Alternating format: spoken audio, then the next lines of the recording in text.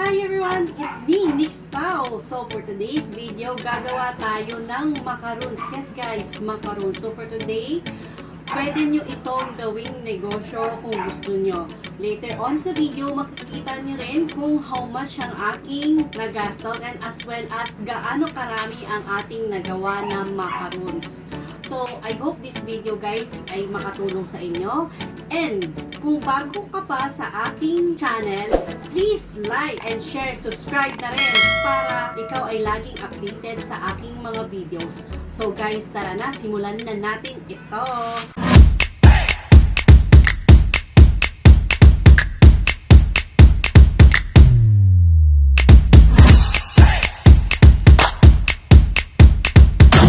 So guys, these are all our ingredients for our macaroons.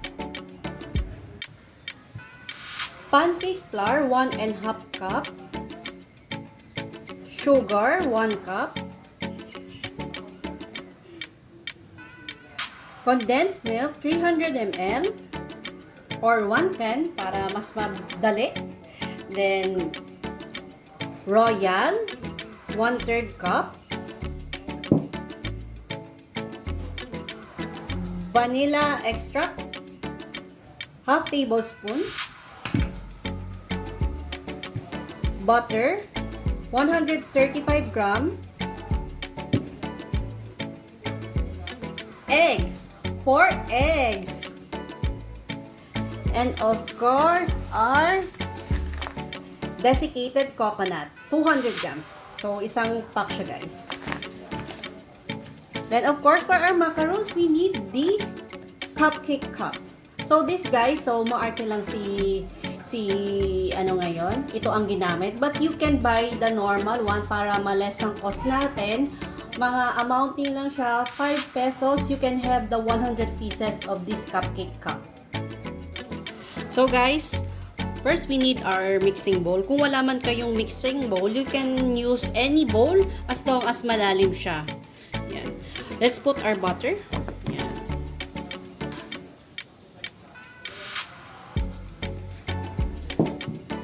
Yan. Pipiin lang muna natin yan.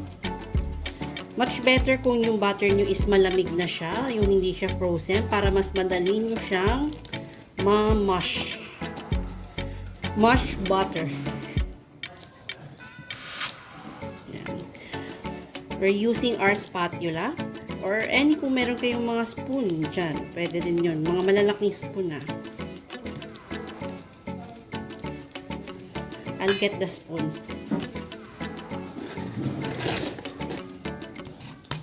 Lumalambot na siya. Smush. Keep on smushing.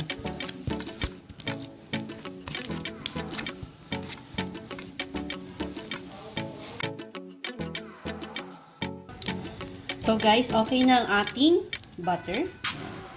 Para siyang na-smash. Let's put our sugar. Haluin lang din natin yan. Parang kumbaga itong ginagawa natin, parang magiging paste siya kumbaga.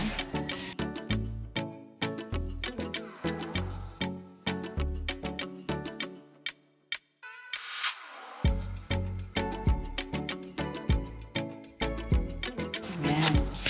So ayan na guys. Nahalo na natin ng maayos ang ating butter and sugar. Ganyan magiging texture niya. Yan. Yan siya. Next, let's put our hot flour. Haluin natin siya ulit. Ganun ulit. So guys, for our macaroons, kung wala kayong oven, you can use the oven toaster. So, pwede siya sa oven toaster, diba? Yan guys. So, unti-unti ko na siyang nahahalo ng lahat ng maayos. So, guys, yan nga. Okay na ang ating yung nahalo na natin siya. Next will be our eggs. Pero, ang paglalagay ng eggs, hindi siya 4 eggs isang lagayan. So, let's put 2 at a time.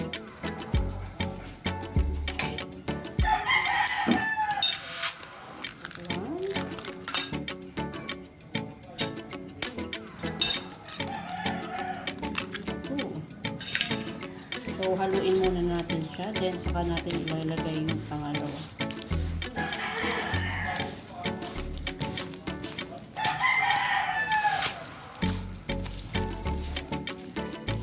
So, mahalo lang natin siya ng konti. Then, lagay na natin kaagad yung pangalawa. Hindi naman kailangan yung binawada natin na i-smash natin siya.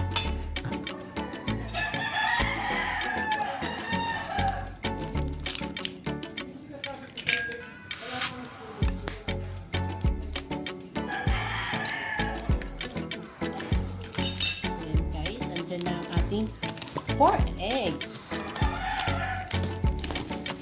Halo lang natin ng mabuti.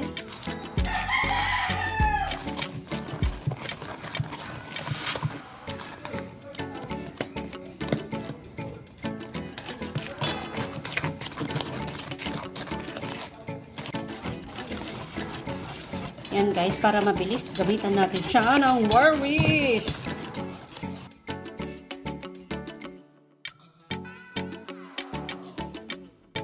Lagay na natin yung condensed milk.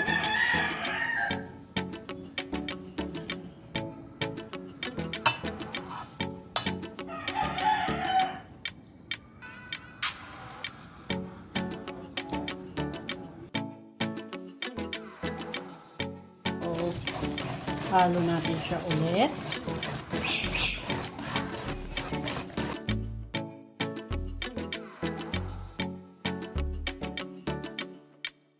Next is our Ryan. Yan. Naging ibang kulay niya. Also to add flavor.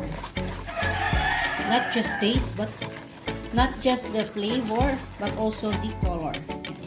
So, nakita na guys, nag-iba yung kulay niya. Karoon siya ng kulay. So, guys, after that, our vanilla extract. Vanilla extract to give aroma. Yan. Last but not the least, of course, our desiccated coconut. Yan.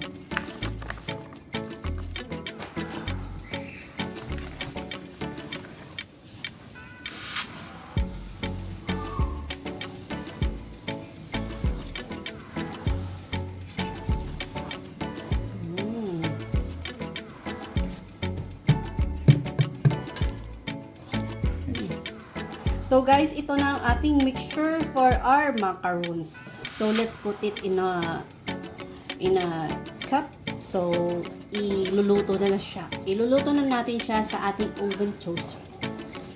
Oven toaster lang guys because I don't have oven. Pero kung may oven kayo, much better ngayon kasi kumbaga mas marami kayong maisasalang, mas mabilis kayong matatapos.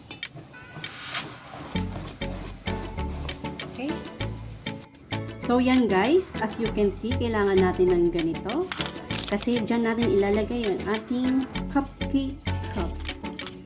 Yan, ganyan lang. Lalagay lang natin yan. Tapos later on, ilalagay natin yung nagawa nating mixture.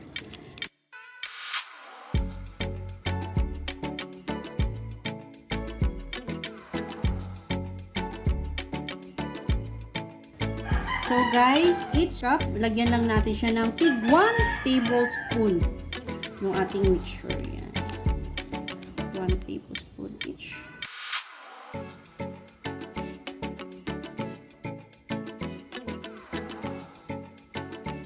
Yan guys.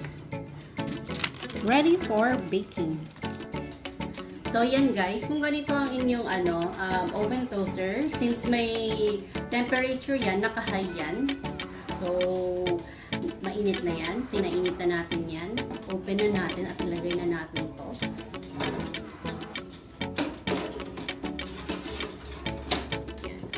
So, since andyan pa siya, pinainit ko siya, let's just cook it for 15 minutes. Pero ang cooking time nito guys, at least 7 to 10 minutes. Or until golden brown, depending kung ano ang gagamitin nyo. Kung walang ganitong timer, at least until golden brown. Yun. And also guys, take note, since ganito ang ating ginagamit, hindi siya pantay-pantay, kumbaga sabay-sabay naluluto kasi yung inner part portion niya, yun ang naunang naluluto. So, we need to get that later on. Then, i-push natin sa likod yung nasa harap.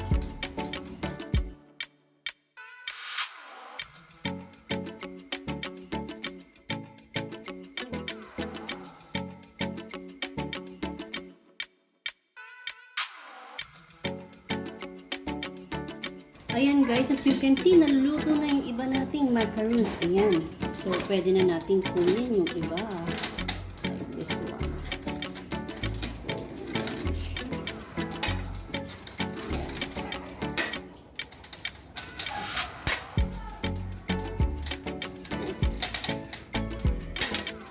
Ayan. These 7 minutes. We'll be able to cook this one.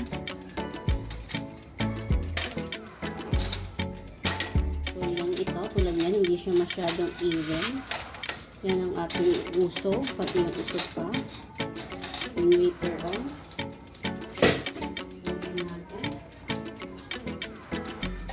lagay na natin yung iba. Ayan. Ganyan lang siya guys, kahit naka-timer pa rin siya. We will put the other macaroons na. Yan guys, tignan nyo. Fluffy macaroons. Sige natin sa may gitna niya. Kung matatapos ng oras. Pag natapos yung oras, ganun lang natin. Ikot lang natin. Repeat. Ayan, tuto na yan.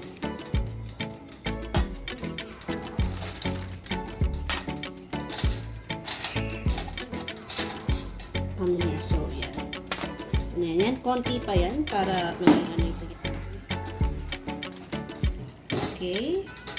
Yan. Hindi ko nakikita or yan. Yeah. Perfect. Yan. Since wala siyang laman, pwede tayo magsalang ulat ng 12 kaagad.